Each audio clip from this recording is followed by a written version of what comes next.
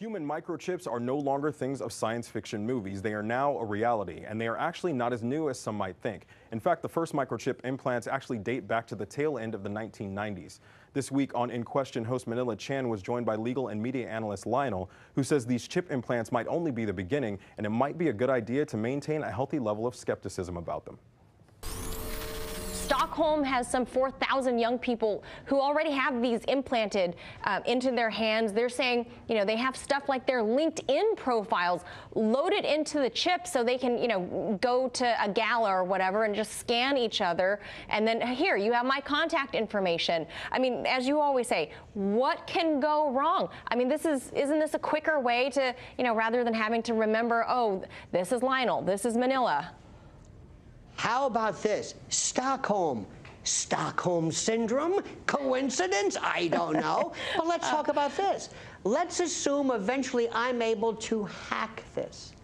And you do this with your children and your dog and your family one day because you want to be able to monitor your no more Megan alerts but because Lionel, I know where my Biohacks argues that by implanting this into your hand, into your skin, it's less hackable somehow than, I don't know, wearing an RFID blocker, wallet in your back pocket. That this thing in your hand would be less hackable. I'm going to use a terrible pun. God forbid that everybody notices that this chip, let's say, is put on by the way, this is called the perlicue. Let's say it's put in there. Okay. One day, can you imagine some kidnapper hacking, removing this chip? This is a terrible use of the word.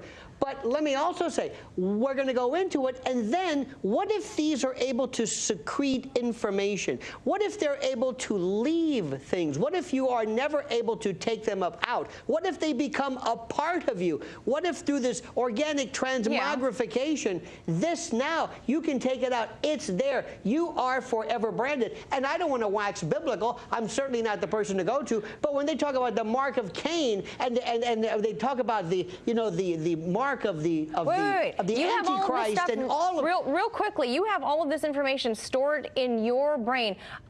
There's a new DARPA project that's been worked on for the last couple of years that you would say transhumanism, what's scary about that word? But DARPA's working on this thing that's going to help your memory. It's basically, I don't know, it sounds like an external hard drive that somehow helps your memory. Why is this scary? Because they're going to also implement AI, artificial intelligence, and remember this as being the most frightening, AGI, artificial general intelligence. All right, there you have it. Microchips for everyone. One for you, one for the puppy, one for grandma, in case you needed a terrifying image this close to Halloween. You can watch In Question Monday through Friday at 12, 1, and 2 p.m. Eastern, and that's it for Just Press Play. We'll see you back here next week, and as always, don't forget to question more.